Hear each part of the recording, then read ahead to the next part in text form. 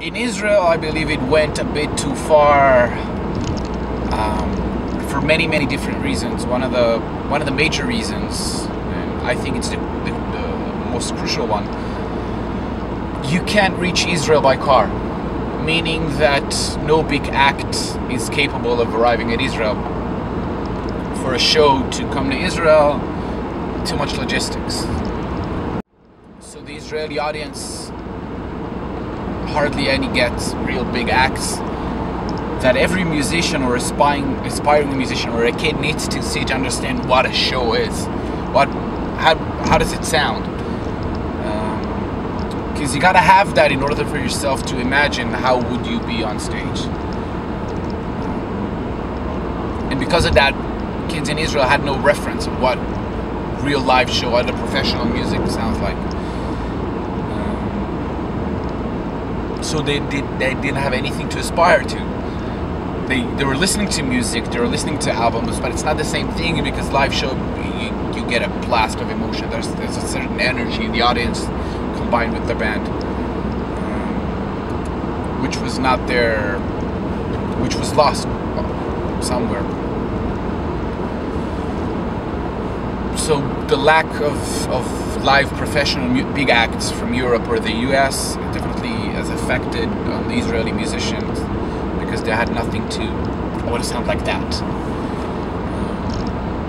And because they didn't have that, the live shows in Israel sounded like shit. And because it sounded like shit, the audience wasn't able to enjoy live music because, again, nobody enjoys shit. They would go see and support their friends, but how many times you can go and support a friend? 3-4 times? At some point, a band should not allow friends in the audience because it kills the show. When people stopped going to shows because it all sounded like shit, the venues didn't make any money. They couldn't pay their bills, so all of them shut down. Which were the ones who survived? The big venues, because they're getting the big acts. The big acts, they sound good. They practiced enough time before the shit hit the market, so they're capable of putting on a show. So all the big venues survived. There's still live acts going on in the big venues. The medium are struggling, but all the small ones are dead unless it's the really small ones, which it's all like DIY. They have no speakers, no this, no that, and it sounds like shit, but it's cool shit. It's like, yeah, we're indie, we're fucking buffoons. That's what they are. Because if a venue can put out a good sound or a good PA system, might as well just shoot the musician in the head. It's not worth the humiliation. So this is what pretty much happened with the Israeli music scene. There's great musicians in Israel. Unfortunately, they all leave Israel because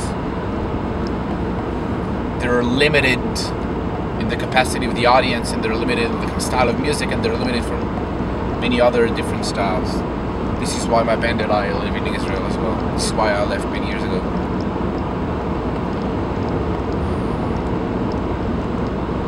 There's Israelis that achieve Grammys on a yearly basis, yet they can't do shit in Israel.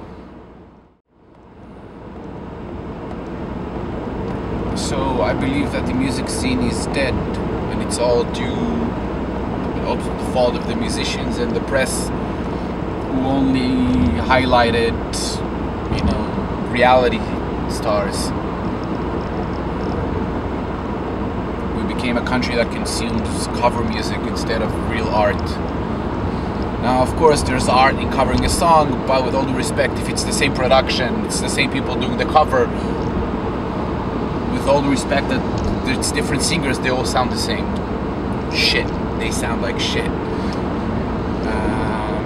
But people love it because they love cover songs, because they take the big bands, they cover them, so you get a new version of an old song. Yeah! Feed the buffoons, feed the clowns, and that's what they did. It's like McDonald's music. That's what it is. It's shitty. It's fast food. It's rubbish. You have session players coming into the studio. Oh, which band are we covering now? Oh, cool. Let's do. Hey, nice to meet you. I saw you on the TV. They're covering a song. Takes them 5 minutes. Up. You have a new hit on the radio. It's an old song. Everybody knows the song, so it works. Everybody knows the words. But it's a new version of the song. It's a cover song by this punk who just went on a reality TV show. He lost, of course. Drama. And of course there's like a stupid story in the background. But that's what it is. If you listen to the Israeli radio now, it's nothing but reality TV shows. None of them even released an album, just a single. Everything sounds the same. And you'll have the old guys that are still playing for 40 years. They're good. Give me something new. Give me some, I don't know. Give me something.